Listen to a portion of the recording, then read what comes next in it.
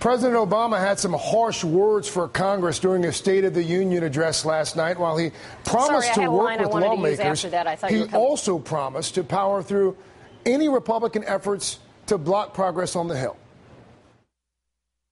As long as I'm president, I will work with anyone in this chamber to build on this momentum.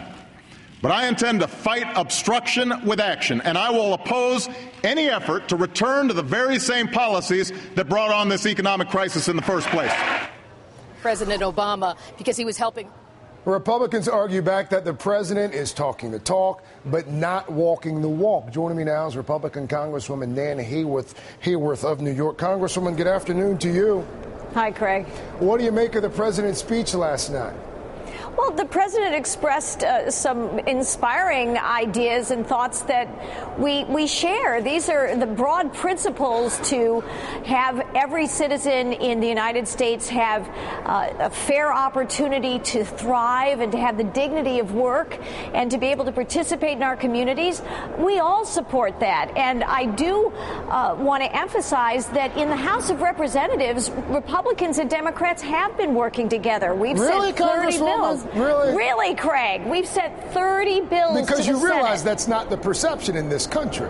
Well, I do, and I'm doing all I can to counter it because the news does need to get out. We have, with Republican and Democratic votes, sent 30 bills to the Senate.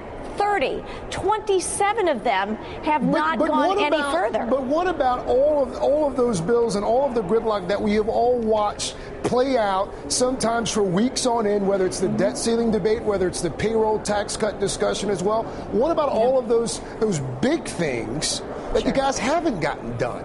Well, you know, Craig, I am on the conference committee working with colleagues, again, across the aisle and from the Senate to make sure that we get the kind of payroll tax cut extension that Republicans and Democrats all support. And the issue, as you know, becomes how do we responsibly manage these great goals? That's what this contest throughout the year, if you will, has been about. How do we get consensus on moving forward? And President Obama plays a leadership role in that as well. So on the House Republican side, it's very true. We have emphasized that we have to think about the next generation and the generations beyond. We're borrowing 40 cents as of this moment, 40 to 41 cents of every dollar the federal government spends. That's all going to be put on the backs of our younger generations. And it's not fair to them. I want to talk to you specifically about the payroll tax cut. You brought it up. I want to follow up on that because the president called on Congress last night to extend it. There was a great deal of applause from both sides, I noted, especially from Majority Leader Cantor.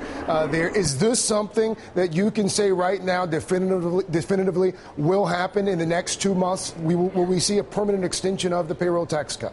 I do believe, and I'm speaking only for myself, Craig, but that is the will of the conference committee and the will of the House of Representatives, of which I'm a member, to extend that payroll tax relief.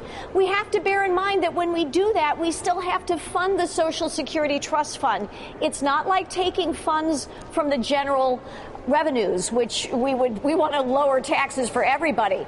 But we do have to fund that Social Security Trust Fund because those payroll tax contributions go directly to that. And those Social Security benefits will be paid out eventually. So we have to have the compensatory offsets from other parts of the federal budget. But we have lots of opportunity to do that. And I do think that there is a strong will to get that done. Last night, Congresswoman, the president called on millionaires in this country. And he was slightly more specific than he has been in the past, but he basically said that if you make more than $1 million, you should have a tax rate of at least 30%. Is that something that you could sign off on as well?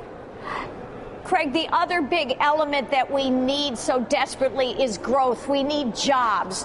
And we're not going to get nearly the growth that we need. You can see that in the economic figures. Yes or no on the 30% rate? Yes or no? No on a 30% rate, Craig. And no on a rate hike. Let's put it that way. Okay. We need to lower taxes for everyone. everyone. We need to lower those burdens. We need to bring the federal government to the right size to serve us and not to suffocate the economy. We can do it. President Obama is a very smart and inspiring leader. We can work together on this. Let's not raise taxes on anyone.